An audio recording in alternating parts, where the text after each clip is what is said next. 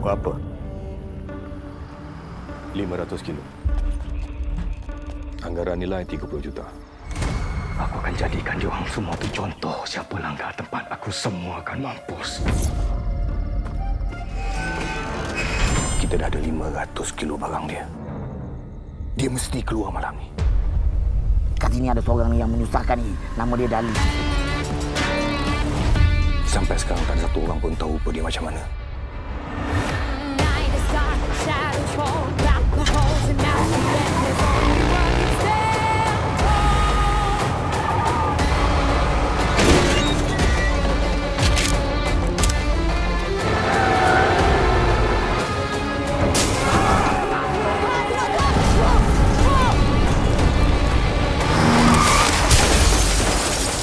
Dali dah 10 tahun di penjara. Dali, dia dah tak jumpa anak dia selama 10 tahun. Tak adil, Tuan. Janganlah hukum saya. Kau ingat kau seorang jadi keluarga? Tu yang terbaring tu, semua ada keluarga. Masa depan anak cerah, tapi tak ada ayah. Janji saya kat Tuan tak habis lagi.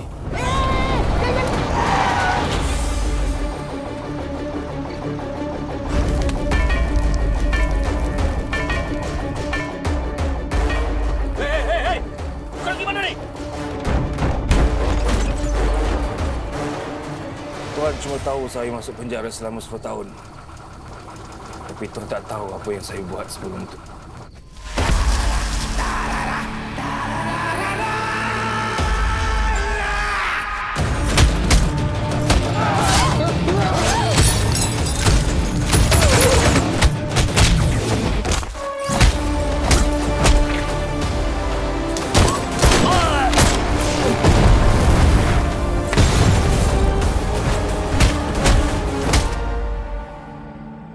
Apa dia buat?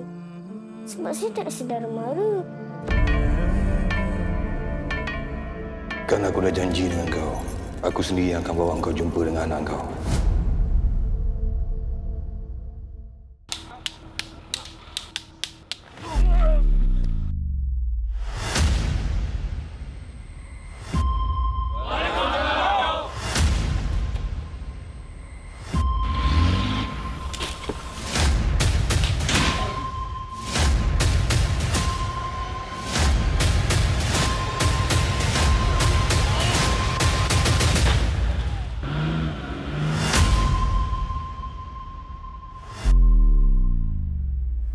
Okay, so in 2019, Kaidi movie was released, and when I came out, I told myself this is one brilliant action thriller film which needs to be done in a Malay version. Then last year, I met the original producer, Dream Audio Pictures, and I pitched the idea to him. It's like, you know what, I think we should do Kaidi in Malay. Then immediately he said, yes, sounds like a plan, and let's do it. Jalan!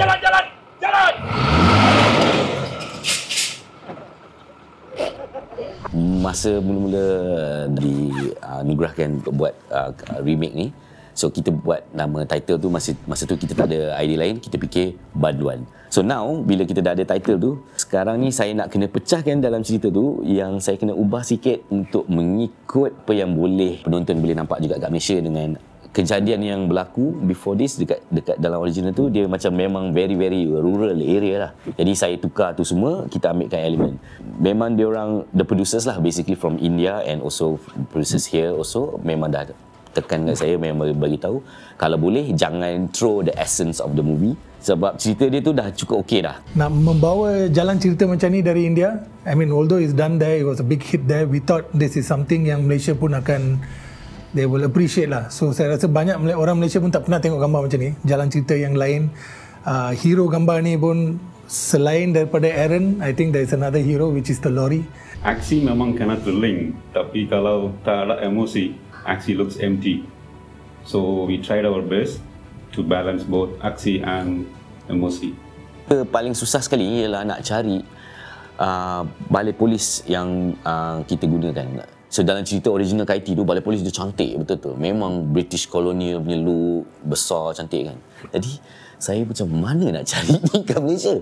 And of course sebab scene dia ada dia macam merosakkan sikit bangunan tu. Jadi of course kalau ada bangunan-bangunan kolonial yang betul, dia takkan nak bagi punya. Itu yang kita last buat pakai VFX untuk balai polis kita. Kat luar tu nampak je gate je kita ada dengan batang-batang sikit untuk just to make the facade of the building. But yang lain semua memang all VFX lah. So we have no choice. And then so interior dia pula kita kena sewa lah. Kita sewa one of the studios and then kita buatlah build kita punya basically set yang kita cuba buat sama lebih kurang macam the original movie. Untuk cerita banduan ni, what we did was kita orang takkan hilang touch Kaiti tu, which is the Indian style of doing things, tapi kita letak which is an identity of kita punya Malaysian identity lah, which is kita letak silat, tapi also kita mix it dengan the rough, because dia kan sebagai banduan, so dia punya survival instinct tu kuat and survival punya fight tu kuat, tapi kita mix dengan art lah, which is basically kita punya silat lah. Dan kita tengok, meaning kita try to synchronize everyone, every stunt performer yang terlibat dengan scene tu, so kita synchronize very well. Dan kita before kita shoot, kita repeat practice like beforehand lah, so before shoot properly. So that's how kita measure our safety lah. Dalam keadaan sekarang kau tak ada pilihan. Kalau tak aku tahan kau, aku sumbat kau dalam longkang.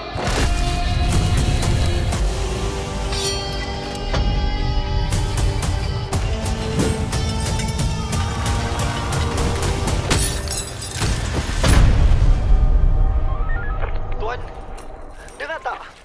Nama suspek Dali, Tuan. Nama suspek Dali. Assalamualaikum semua. Nama saya Aaron Aziz. Saya melakukan watak sebagai Dali dalam filem Banduan.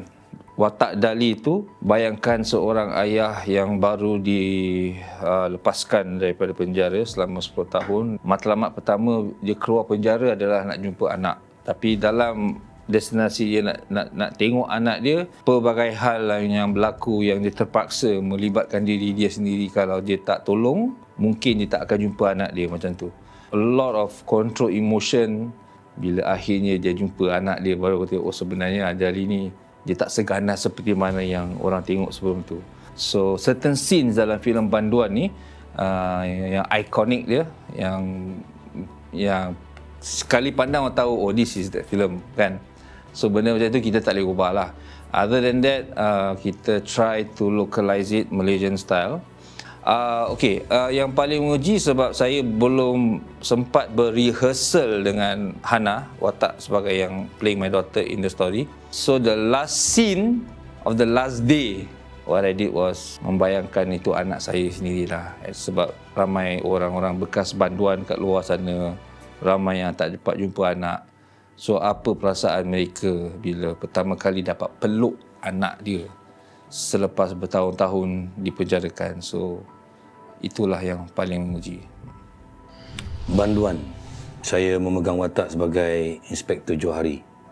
Ya, pada mulanya Inspektor Johari dengan ketegasan dia sebagai seorang anggota polis yang mana dia mempunyai tanggungjawab dan dia mempunyai rules dia sendiri. Dalam masa yang sama, apabila berlaku sesuatu kejadian itu, saya memerlukan seseorang untuk menolong saya, dan depan mata saya hanya satu orang je yang tinggal yang boleh membantu saya, seorang banduan.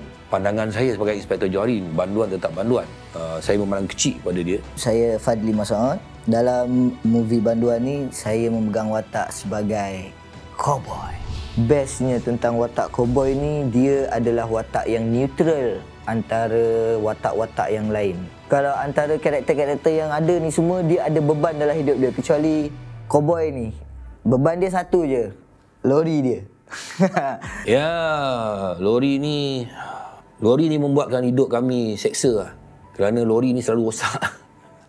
Saya berlakon dengan Alang dan juga Datuk Rosyamno. Kita bertiga je yang dalam lori tu. Yalah, kat situ lah kita tidur, kat situ lah kita minum air, kat situ lah kita makan keropok, menanti dan menunggu. And then banyaklah berjenaka, kita kacau-kacau Alang and everything. So kalau dekat set tu, boleh dikatakan kalau contoh saya jauh daripada Datuk Rosyam atau Datuk Aaron ni, diorang akan macam, cowboy, kau nak belagak apa? Kau duduk sini. Untuk dia nak bersembang dengan kita kan. Dari situ, dari luar scene tu, luar lakonan tu, yang membuatkan saya rasa dia membantulah. Kepada watak saya, dan dalam masa yang sama, saya berterima kasih kepada Fazli Mat Sood dan juga Aaron yang sentiasa berada. Kami bertiga mengharungi perjalanan sampai ke pagi itu, dan mereka memberikan impak yang baik kepada saya. Untuk saya nampak ada teguran-teguran daripada mereka, saya menegur. Itu jadi satu lumrah kami bertiga menegur each other, dan saya sebagai seorang senior pun saya menerima teguran-teguran itu, dan alhamdulillah saya rasa kami bertiga adalah pasangan cocok untuk filem ni. It's easy bila kita berlakon dengan semua lelaki kan. Tak adalah nak kena pegang-pegang, peluk-peluk, love-love sangat kan.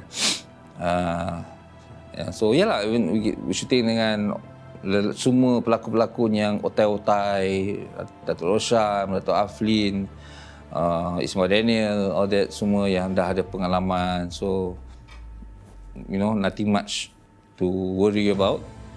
Watak saya adalah Sarjan Yahya, seorang sarjan yang dah lama berada di dalam polis, dan ini adalah hari-hari akhir saya sebelum saya pencen.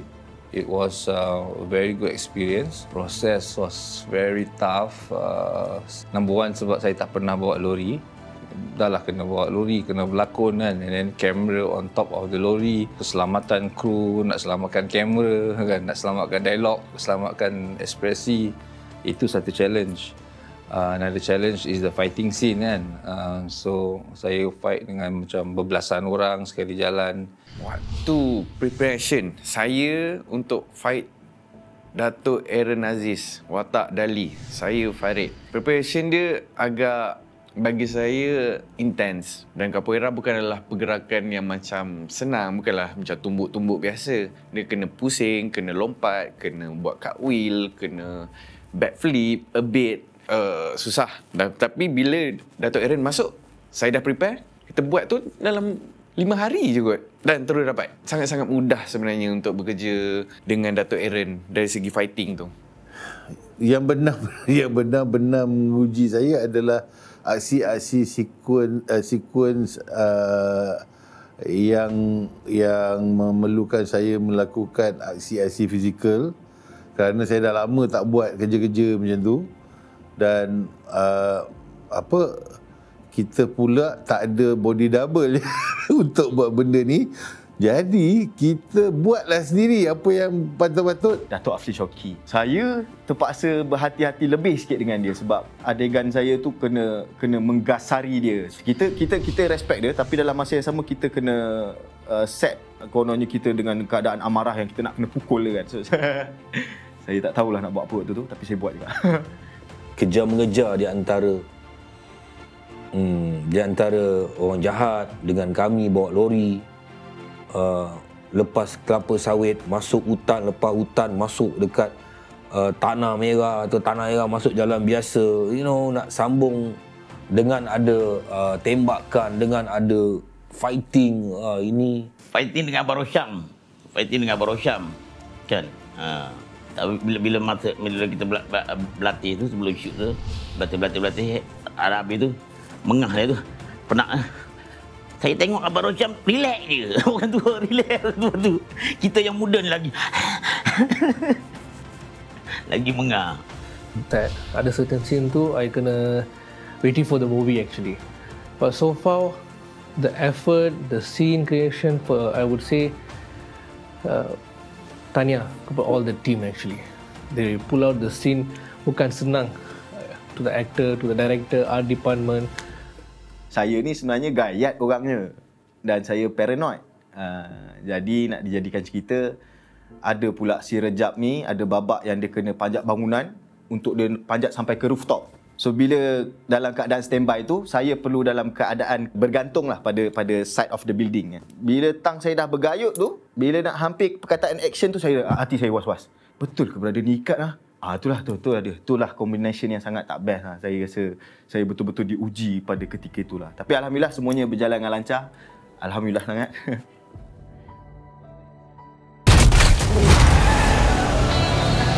Dalam keadaan sekarang kau tak ada pilihan. Kalau tak aku tahan kau, aku sumbat kau dalam longkang.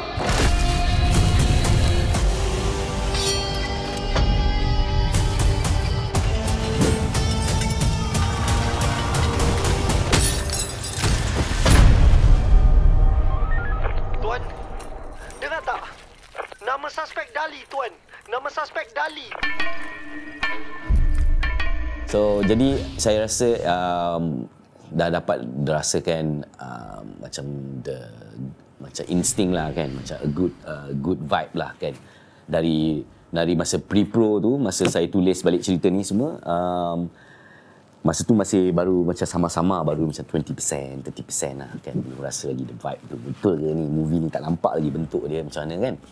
Tapi lepas saya dah buat script reading dengan pelakon saya, lepas dah habis casting semua, saya dah lock team saya. Lepas tu saya dah lock team production saya juga semua. Slowly saya rasa vibe dia dah naik dah. Jadi macam 40 to 50, dekat 50% lah lebih kurang macam tu. K-Roll, that's my first time bekerja sama dengan K-Roll. Tapi sebelum tu saya tengok lah KL Anarchy. And bila saya tengok K-Roll ni, dia siap dengan dia punya storyboard. Jarang kita tengok director yang bawa storyboard ke set. Kita selalu tengok commercial je lah bila buat TVC kan. Tapi filem dah siap dengan storyboard tu. So that means kita tahulah yang the director dah make up his mind. Kalau scene ni aku nak shot macam ni.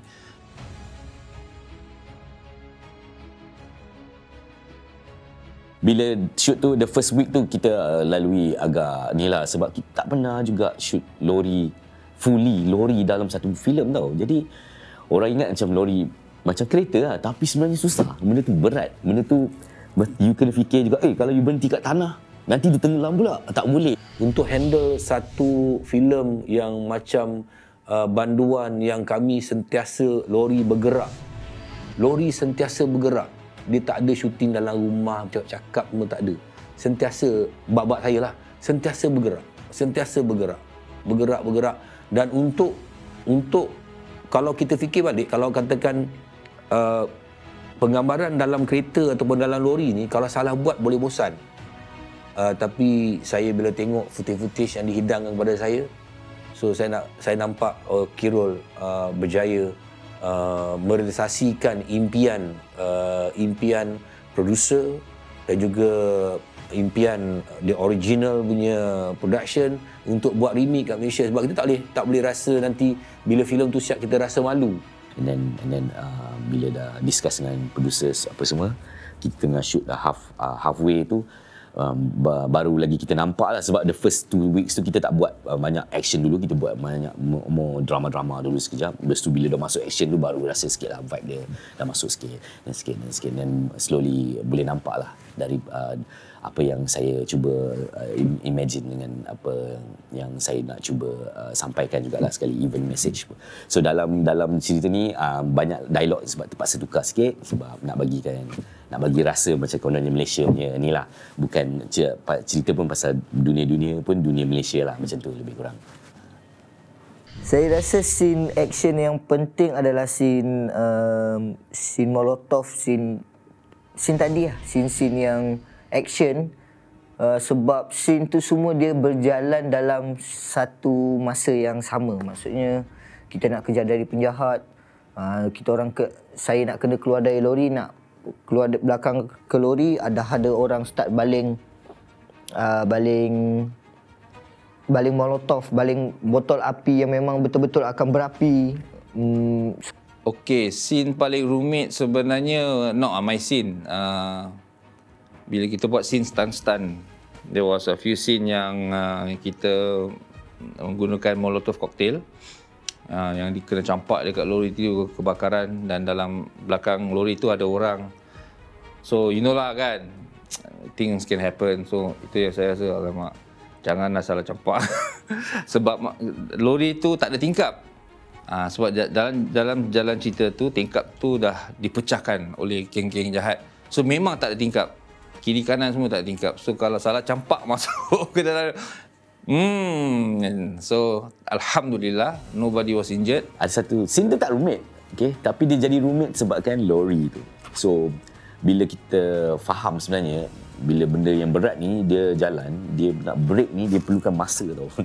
So ada setengah scene kita kena basically scene ada satu lori chase punya scene ni memang kita terpaksa juga letak orang dekat belakang ni. Dalam cerita ni memang ada polis-polis kat belakang tu. Jadi ada dekat 25 polis orang, bukan polis lah. Extra kita 25 extra kita kat belakang. Abang-abang 25 orang ni memang dia orang dah serik lah, tak nak naik. So dia orang masih juga kita paksa, kita tak boleh nak cheat sangat benda tu. Sebab kalau CGI pun memang tak logik lah, tak cantik lah dia punya tu. Memang kena letak. Jadi so every time kita buat satu take tu, jalan tu saya punya stretch dekat 800 meter je, tak sampai 1 kilo pun. Jadi dapat je satu take kena U-turn. Dah tepat satu take kena U-turn. Jadi itu paling antara yang suka jugalah.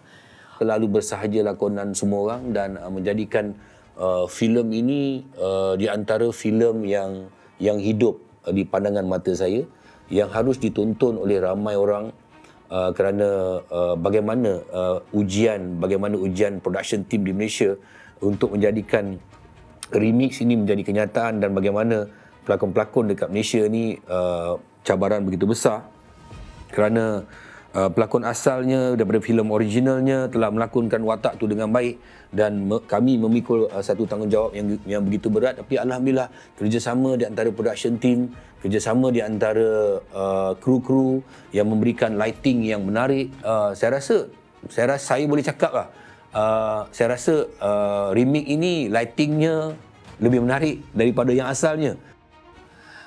47 nights of hard work, blood, sweat and tears. Awesome. If we have a good team, if we have good writers, and we know post-production top quality, all out. Saya akan all out. I would say since it's like 45 nights of shoot, the one word would be intense gila with fun. Yeah, and it's not easy to do a remake as well. That's something we went through. Yeah. Untuk saya, after 45 nights, first time lepas kerja, I jet lag. Sebab jarang tidur kan. Padu. If you want one word, the word is padu. It's like, padu pasal apa? I think effort yang diletakkan untuk pembikinan filem ini adalah effort yang luar biasa, dan cast dia luar biasa. Output yang keluar nanti adalah yang terbaik. Saya tak sabar nak tengok filem ni pasal benda tu. Pasal saya tengok semua orang bersungguh-sungguh, harapannya output kita sangat best. Mencabar. Dan kita membuat satu remake yang datang daripada satu filem yang sudah menjadi box office yang begitu besar. Dan saya berharap kepada semua penonton dekat Malaysia to watch this movie, dan saya rasa ini sesuatu yang baik, dan mungkin ini kali pertama kita akan tengok di Pawagam, mungkin 70-30, 70 Melayu, 30 Indian, atau 70 Indian, 30, ataupun 50-50 the audio will be on the dekat dalam teater. 150 Pawagam di Malaysia bakal bergegar. Jangan lupa saksikan filem Banduan. Filem Banduan pada 6 hari bulan November di panggung wayang terdekat dengan anda di seluruh Malaysia. So, jom kita ramai-ramai saksikan filem hebat ni. So apa-apa korang buat pun, 6 November ni, make sure you clear your diary, head over to the cinemas and tontonilah Banduan. Berapa? 500 kilo. Anggaran nilai 30 juta. Aku akan jadikan diorang semua tu contoh. Siapa langgar tempat aku, semua akan mampus. Kita dah ada 500 kilo barang dia. Dia mesti keluar malam ni. Kat sini ada seorang yang menyusahkan ni. Nama dia Dali. Sampai sekarang tak ada satu orang pun tahu apa dia macam mana.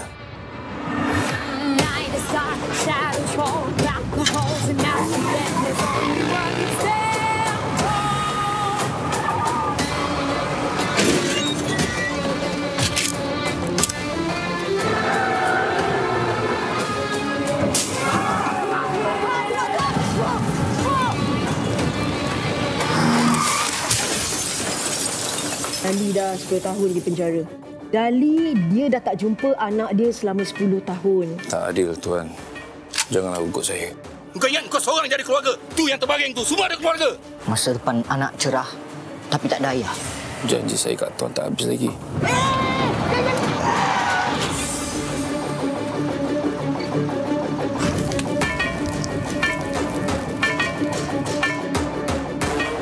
Hei! Kau lagi mana ni? Tuan cuma tahu saya masuk penjara selama 10 tahun. Tapi Tuan tak tahu apa yang saya buat sebelum itu.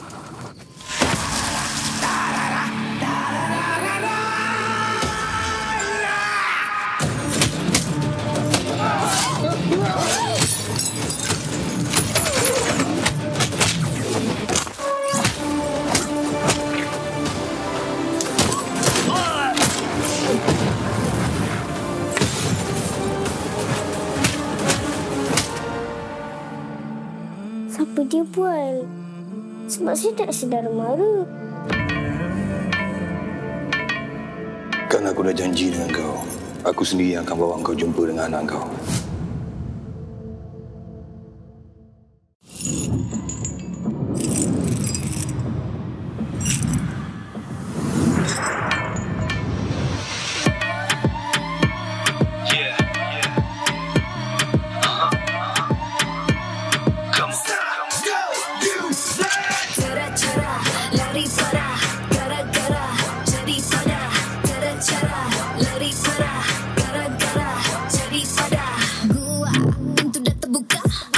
Keluar, lekas bersemuka luar dunia melihat 10 tahun dipendam, aku bersedia. Gerak-geri aku buka kosong, berat dosa jiwaku menanggung. Mungkin ini kali terakhir, kalau terpaksa hadapi cukup apa. Pemata dan indah janji disatukan demi bahagia. Gustavo, nyawa menjadi taruhan pada harga permainan bara, menyambut seruan. Bila mereka panggil Wira yang digelar Banduan. Nyawa menjadi taruhan pada harga permainan bara, menyambut seruan. Jangan panggil Wira Banduan.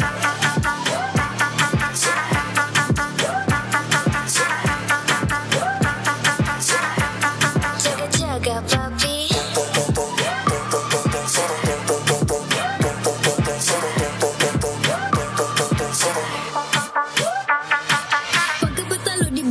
Mestinya kau tahu kerja siang malam itu demi lencana. Depan nampak suci tapi belakang macam keji. Sudah fasih bahasa sisalan dua muka. Cara bersidang, rasuah dihidang. Tiada yang membangkang selain mana tiada petanda pora peranda. Sementara tunggu jam, aku tukar atur cara. Cara konvensional, nama profesional. Fikiran rasional, bahasa literal. Gerakan terkenal, ramai yang terkenal. Berkali-kali masih terperangkap lagi. Di dalam mana nak lari, salaman tangan bergari. Belakang gagah berani, di depan menghadap mati. Sakit derita, jadi berita. Cerita, mata melihat. Lari-lari sedikit. Bermata dan indah janji disatukan demi bahagia. Gustavo, nyawa menjadi taruhan pada harga permainan bara, menyambut seruan. Bila mereka panggil Wira yang digelar Banduan. Nyawa menjadi taruhan pada harga permainan bara, menyambut seruan. Jangan panggil Wira Banduan.